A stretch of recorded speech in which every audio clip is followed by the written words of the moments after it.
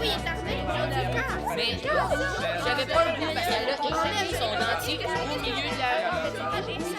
Hey, Mémé! C'est à toi, non? Ah, mais vous écoutez la radio ESS 137 de l'école secondaire Soulanges. Tu sais, ça fait longtemps que je me là, mais j'ai rencontré une vieille qui marche sur le bord de la rue, puis là, elle a placé son dentier était à bord. Là, c'était vraiment... OK, c'est bon, je l'ai pas dit.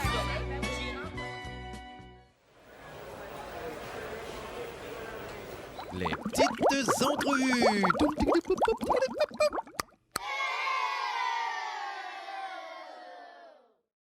Bonjour, aujourd'hui je suis en compagnie de Daniel Germain et Patrick Saint-Pierre pour l'entrevue de NSE. C'est où que ça s'est déroulé votre premier concert? Notre premier concert de groupe a été sur l'avenue Mont-Royal. Patrovis. Oui, au Patrovis. C'était dans le contexte du concours Emergenza, qui est un concours mondial pour les bandes de composition originale. C'est quand que vous avez développé l'amour pour la musique? Je vais laisser Dan répondre à ça. À la tendre enfance. Il y a tout le temps eu de la musique dans ma vie. Ça a toujours été une passion. Importante, oui. Ouais, la même chose pour moi, là, dès aussi loin que je peux me rappeler, là, j'ai toujours beaucoup aimé la musique. J'écoutais des disques en m'endormant, là, que ce soit les Beatles, de la vieille musique là, de l'époque. Là, je trouvais celle qui brassait le plus là, que je pouvais trouver. Là, mais la musique... c'est quelque chose qui nous accompagne. Tu sais, c'est des vibrations que l'on reçoit de différents artistes, puis ça nous amène de l'énergie, je trouve. Hein. Ça a été quoi votre plus gros show de grandeur ou de mémoire qui a été comme marquant dans votre vie? Je vais laisser Dan. J'en ai plusieurs qui m'ont marqué, moi, personnellement, parce que je suis de la région.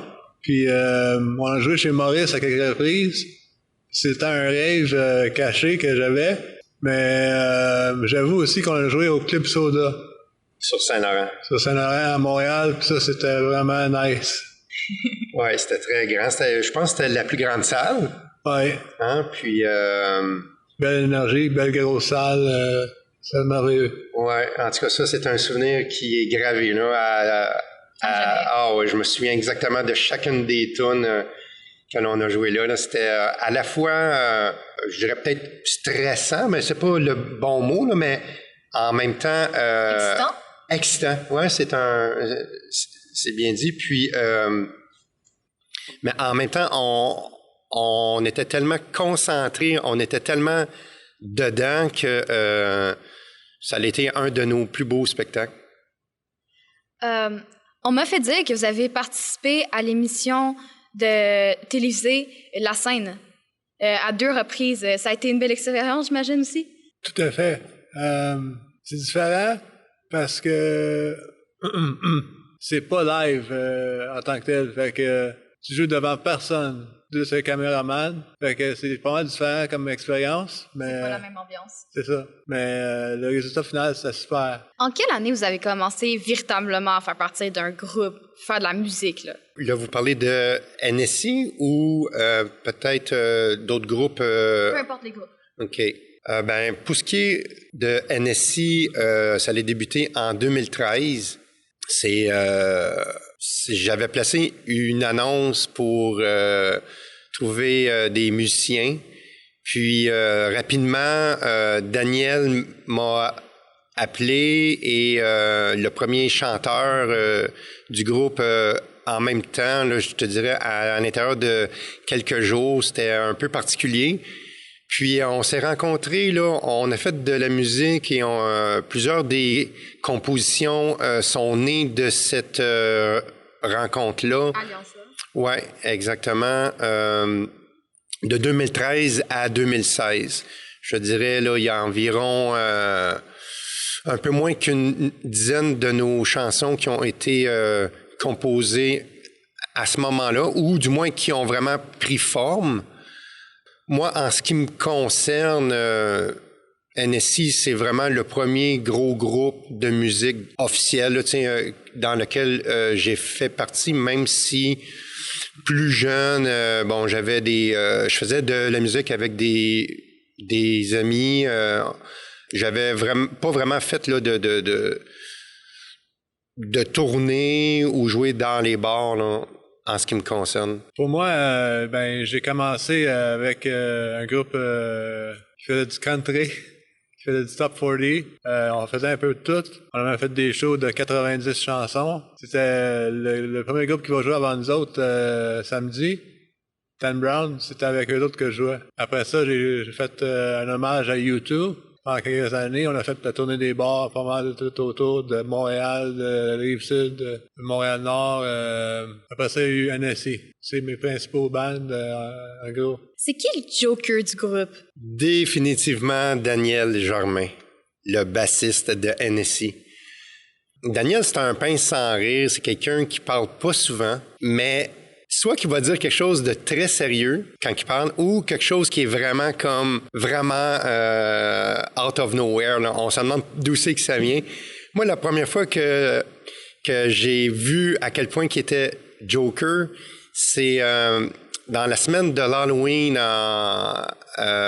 Il est arrivé à une pratique, mais déguisé comme en vieille rockstar des années 80 avec des spandex noirs, une longue perruque noire.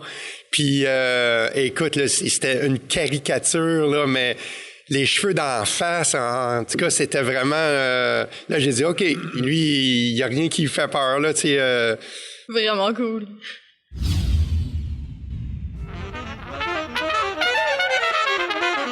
Radio ESS 137, la radio des étudiantes et des étudiants de l'école secondaire Soulanges.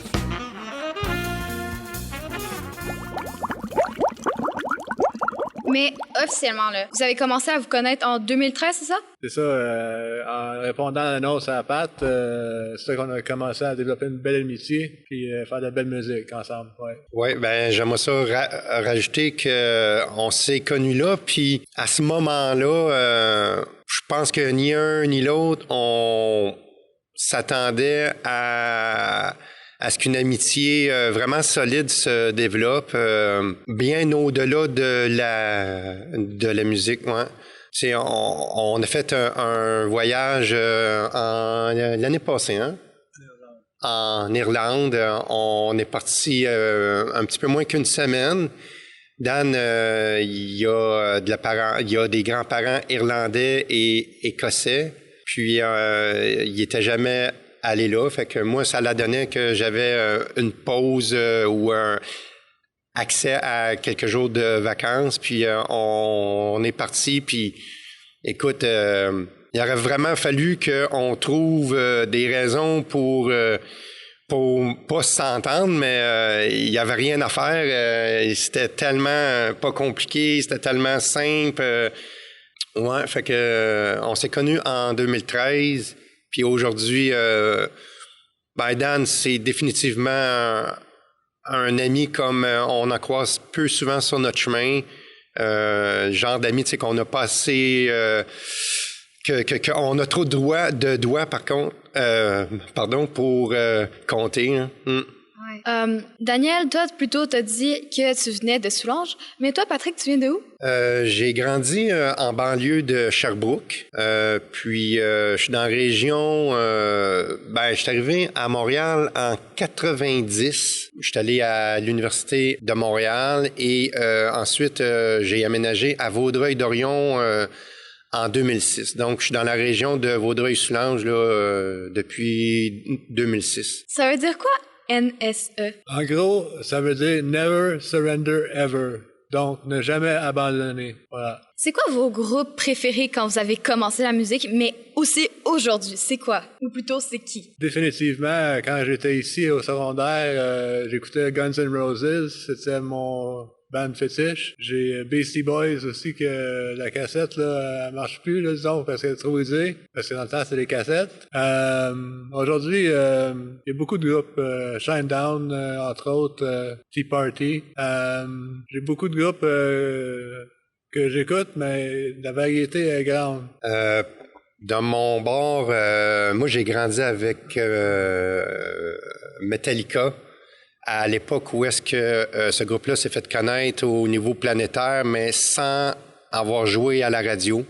C'était tout underground, c'était tout des gens qui se parlaient de bouche à oreille. Il n'y avait pas d'Internet, il n'y avait pas vraiment de façon autre que de se parler. Donc, j'ai grandi avec ça. Vraiment, moi, ça a été mon fétiche. Mais aujourd'hui, mon groupe chouchou, si je peux dire, là, c'est tout ce qui touche à Chris Cornell. Principalement Audioslave, Soundgarden. Moi, j'ai beaucoup aimé la période du grunge. Puis aujourd'hui, je pense qu'on peut dire que ça ressort un peu dans notre musique. On va avoir un peu, peut-être un peu le son de Metallica au niveau, en tout cas, de la guitare. Mais au niveau du style, je dirais que c'est un mélange là, de grunge puis de métal. Est-ce que vous avez fait la tournée des bars en tant que groupe? En tant qu'alcoolique, oui. En tant que groupe, on a fait quelques bars, oui. On a fait, comme disait tantôt, de Patrovis, on a fait le Club Soda, on a fait chez Maurice, on a fait, je sais pas. As-tu d'autres choses, Matt? Oui, ben, on a fait là, à Saint-Léonard, il y a un gros théâtre là-bas, là.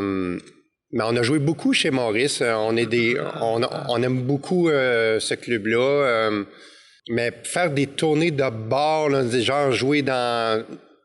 pas tant que ça, parce que étant un groupe de composition, c'est plus difficile de jouer dans les bars parce que alors que dans les bars, ils vont plus comme rechercher des groupes qui reprennent des pièces connues. Puis de l'autre côté, on n'a pas vraiment poussé non plus pour faire la tournée des bars. Mais cela dit, Daniel qui rit devant moi, là, lui, il a fait la tournée des bars avec ses groupes avant NSI. Là, je pense qu'il les a toutes faites dans le Québec. Pas tout à fait au Québec, là, mais on l'a fait pas mal, ouais. C'est qui le leader de la gang? Définitivement Pat. Pat, il va commencer avec un riff. On va faire une chanson avec ça. C'est lui qui est avec les idées. C'est lui qui est l'étincelle. Messieurs, merci beaucoup pour cette entrevue. Ça m'a fait vraiment plaisir. C'est réciproque. Je te remercie beaucoup. Merci beaucoup.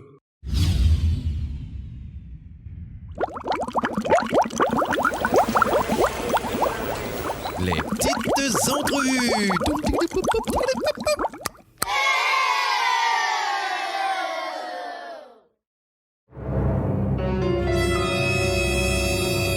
Radio ESS 137, la radio des étudiantes et des étudiants de l'école secondaire Soulanges.